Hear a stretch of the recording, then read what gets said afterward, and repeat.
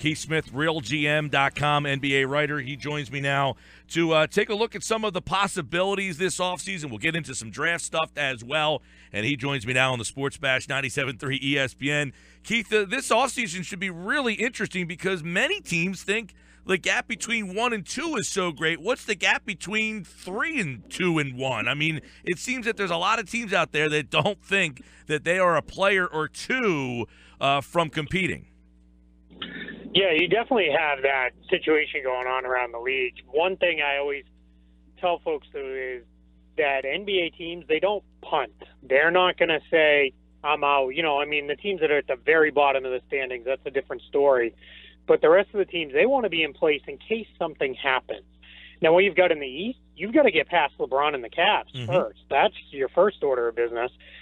So you've got teams like the Celtics and the Raptors and the Wizards. They're not just going to say, well, forget it, we can't do that. What if, LeBron gets hit by a bus tomorrow? The bus would probably crumble is what would happen, like the Incredible Hulk. But, that's the mindset teams have is we want to be next up. If we're ready, in case something happens, we want to be there. But you're absolutely right. It's a pretty big gap to overcome. Let's start with Golden State, okay? Everybody just assumes Curry and Durant are going to be back there. Any possible reason to think otherwise? No, absolutely not. The Warriors came out today. The owner said that they will give Stephen Curry the full 5-year, $205 million max contract he is eligible for.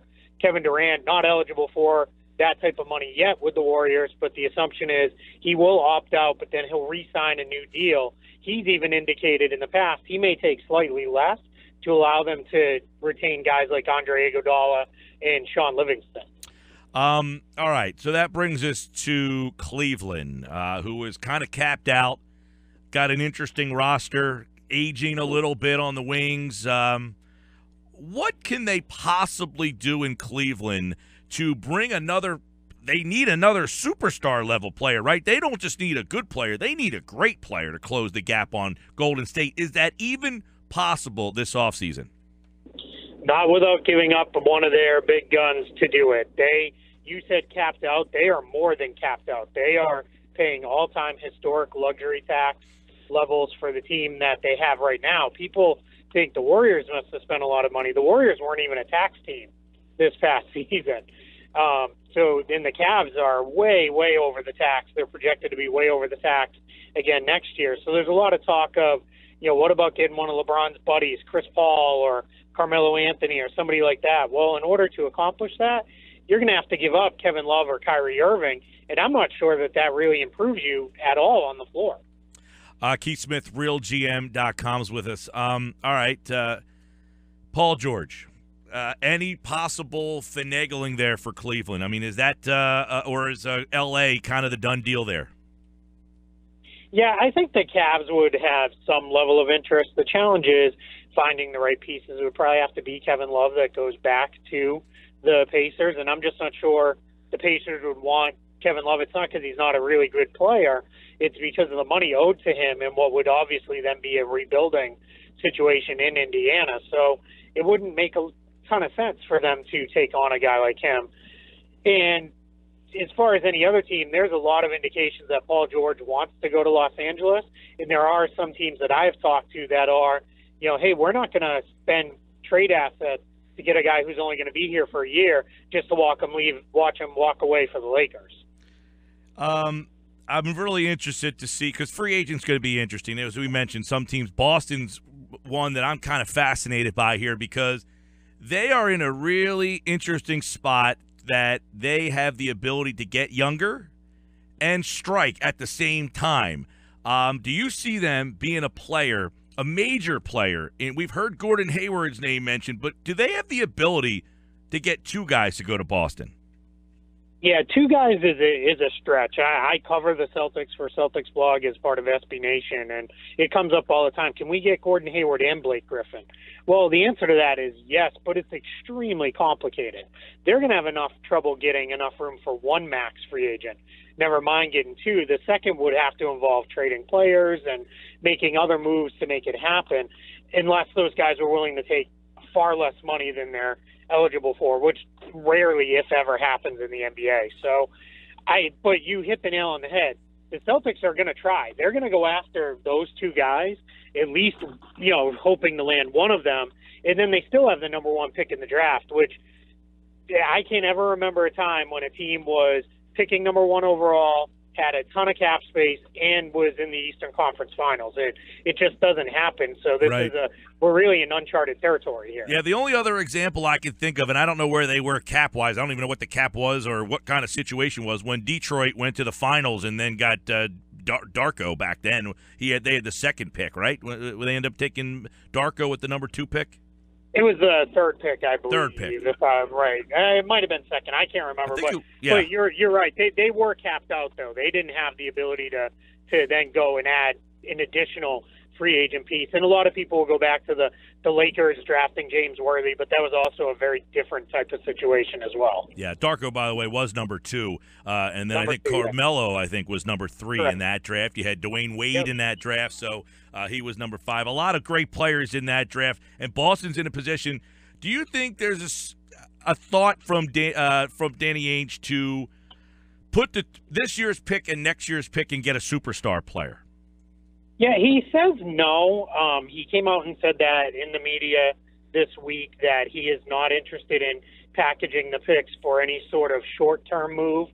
So it would have to be someone who's under contract for, I would imagine, at least 2, if not 3 years, or someone who gives an indication that they would absolutely re-sign in Boston. So that's probably out there to some extent, but it would have to be a true superstar player for Danny Ainge to give up these 2 picks. Talking with Keith Smith, RealGM.com, and covers the NBA. What's your thought on the Gordon Hayward stuff? I've seen the Heat, obviously Boston. Is Utah even in play? Is there a scenario or a fit that makes sense that we're not hearing about? Yeah, everything I've been told, those are the 3 teams that are out there. Utah is, from my understanding, they are still to be considered the favorite. He loves being in Utah. He loves what they've built there. He has a home on the West Coast that is only a short flight away. So they should still be considered the favorite. But there is some intrigue with Boston. Brad Stevens is there. They are also a team. They wouldn't play the Warriors until it's until the NBA Finals, rather, because they'd be in the other conference. And then everybody always has to be concerned whenever Pat Riley has max cap space in Miami, he's going to do something with it. So you have to be really careful. But Gordon Hayward's wife blew up Twitter this week by posting a picture of her daughter in a Go Green with shamrocks all over it shirt, and people went insane about that. And that's just the time of year we're in. And there's so many other interesting things here. Let's go to the Clippers, because we've seen this Clippers bunch together for a while. Chris Paul, Blake Griffin, who we touched on here, obviously they're coming up short left and right. I find an interesting storyline here being Chris Paul is the president of the Players Union. How does he turn down more money and say to the union, it's okay, you can go get $50 million less, don't worry about it. So is it all but assured that he ends up back with the Clippers? It's not all but assured. They're a pretty big favorite to retain Chris Paul. But what's interesting is he also pushed for a change to one of the rules without getting too deep into the CBA. But it's to change the rule from being players over the age of 36 to over the age of 38 and how much money they can make. And that was part of what pushed, and it was the belief was for him to get that contract from the Clippers to enact that rule. But he is going to listen to the San Antonio Spurs. It's at least going to be a conversation that happens, and it's really going to depend on if Chris Paul says, you know what, I've taken this as far as I can. I need to go somewhere else and try to push it further. Does Chris Paul going to San Antonio close the gap enough? I don't know if it closes it enough. It closes it to some level.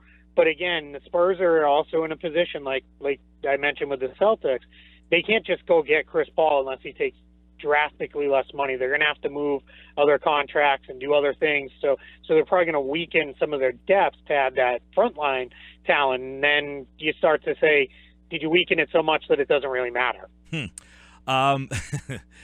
It's funny because there's been some people that think that Cleveland can finagle a way to get Chris Paul. You see any shot there? they'd have to trade Kyrie Irving, and it'd have to be a sign-and-trade, which, because of where the Cavs are against the luxury tax and the sign-and-trade triggers the hard cap, it starts to get very, very complicated to do that. And they're not going to get Chris Paul and keep Kyrie. That would never work, and that's not going to happen. Yeah. So I find that one highly unlikely. Yeah, I'm okay. I want to try to go down some of the these are the teams that are in contention now to see how they can close the gap. Boston, what about Isaiah? What's their thoughts on Isaiah Thomas?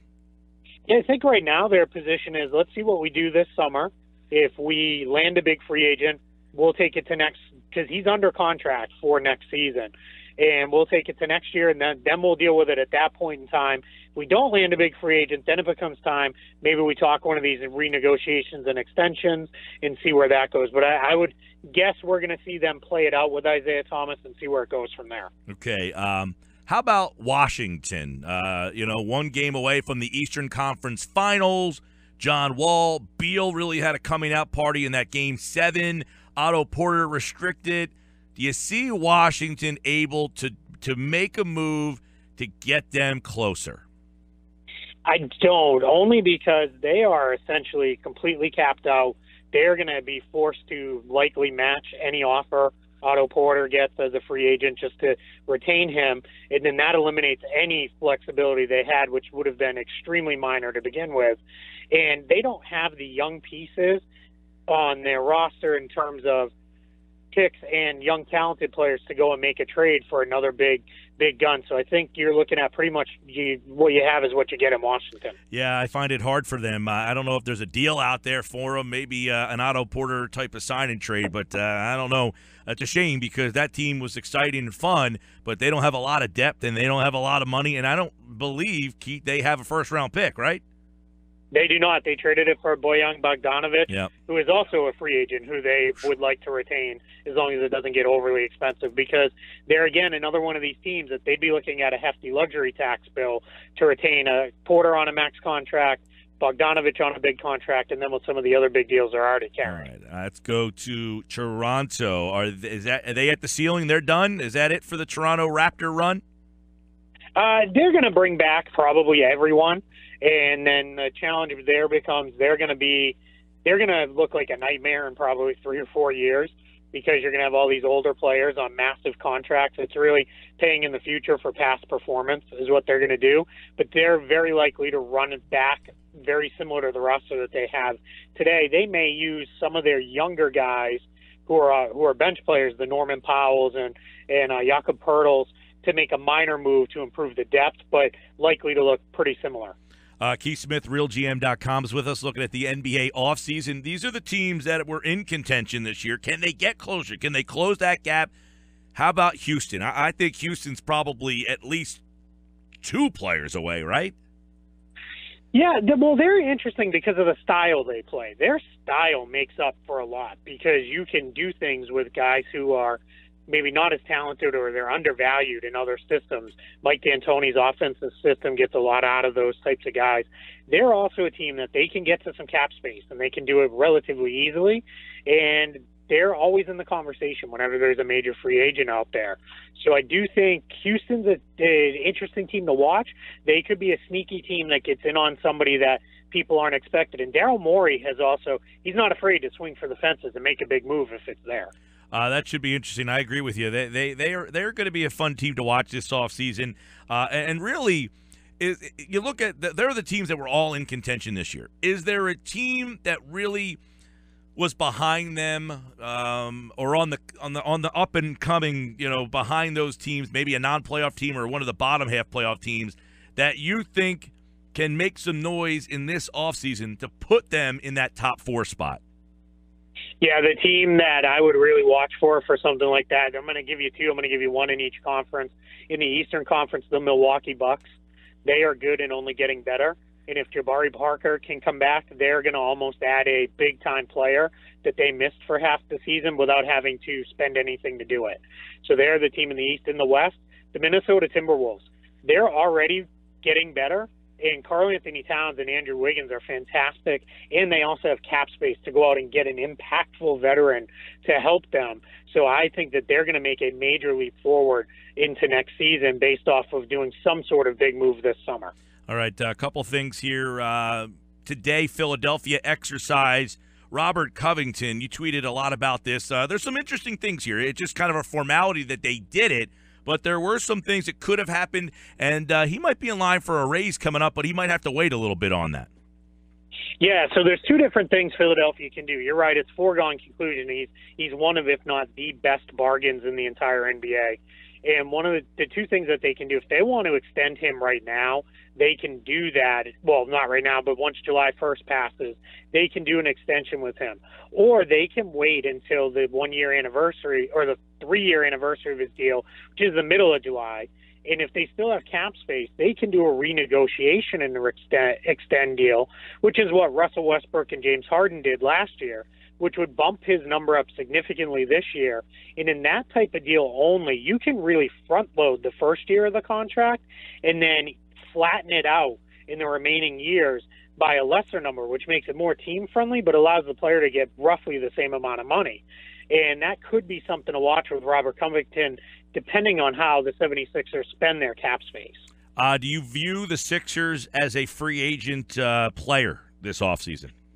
I think they're going to be interested in the running on some of the restricted free agents. I think they'll take a look at Kentavious Caldwell-Pope or the Detroit Pistons. They may be a team that makes a run at Otto Porter. What they can do is at least craft big offer sheets that make it painful for two conference rival teams to match those offer sheets. They're in a similar position to the Brooklyn Nets with that, except Philadelphia is a little more of an attractive destination because of the amazing young talent on the roster already. All right, draft a little over, a week from tomorrow. You tweeted out something interesting today, and I'm glad that we got you today because to expand on this a little bit more, because Monk's coming in tomorrow, Fox over the weekend in Philly, but you tweeted out, don't always get too crazy about these guys coming in here for visits. That's not always telling the story. Yeah, it generally teams want to see everybody. You know, NBA general managers and scouts, they are information hounds. You want as much of it as you can get. But, for example, I use the Celtics as the example here. Everybody says, why are they talking to anybody but Markelle Fultz? Just draft him. You know, Danny Ainge after the lottery could have put his feet on the desk and said, I'm done. I'll see you draft night. But this is the last time for 4 years you're going to be able to talk to these players in most cases, because these guys, once they're under contract with another team, you can't then bring them in for a visit and chat with them.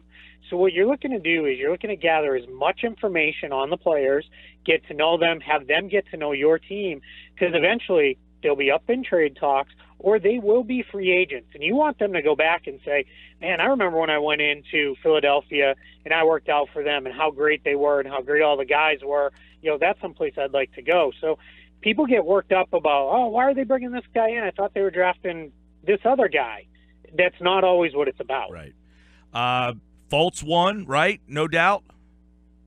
I think so. I find it, the Celtics haven't locked into that. He says there's no promises made. I would find it hard to believe that there's any other choice but him. Okay, who's number two? I still believe it's Lonzo Ball. Most NBA teams I've talked to believe it's Lonzo Ball. The Lakers continue to say they're evaluating all options. Ball, another guy, says nothing's been guaranteed to him. And there is some buzz building that Josh Jackson has a promise in the top three, but that doesn't mean it's from the Lakers. That could be from Philadelphia. Josh Jackson's a top three talent, so that's not necessarily a huge surprise there. But it is there's a little more doubt right now about Ball to the Lakers than there was a week ago. I'll put it that way. Yeah, it seems that Josh Jackson's been promised by everybody that they're taking him. Yeah, promises are, I always say they're like the girls who promised they'd go to the prom with me in high school. They don't always come through. Keith Smith with us, RealGM.com on the Sports Bash 97.3 ESPN. We are a week away from the NBA draft, and right now you look at what Adam Silver said the other night.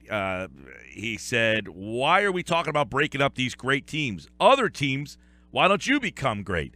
Is that even possible? It sounds great. Yeah, everybody get great. Is there enough talent in this league to create enough competition to be competitive with gold? Can we have 5, 6 Golden States? I don't think that's a possibility. Yeah, 5 or 6 I don't know about, but I think there's definitely enough talent to get to 3 or 4. And although the series ended early, which ultimately ends up costing everybody some money, the ratings were record high. So the NBA is happy with not ending early, but happy with the way, fans are tuning in. I always say when you get a team like the Warriors, people tune in because they want to root for them, or they tune in because they want to root against them. But there's enough talent. The league is as talent deep as it has been. That's why there's been some murmuring about potential expansion, because of how deep in talent the NBA is right now. So I think you could get to 4 really good teams. Ideally, I think the league would like it to be 2 in each conference just to really make it interesting. But 5, 6, or any more than that, that starts to be a stretch. All right. We'll see how I think this offseason will be fascinating to see what these teams try to do to close the gap on a historically great team that we're seeing right before our very eyes. At Keith Smith, NBA. He joined us here on the Sports Bash with some really good insight on the NBA offseason. Thanks, Keith. Thank you.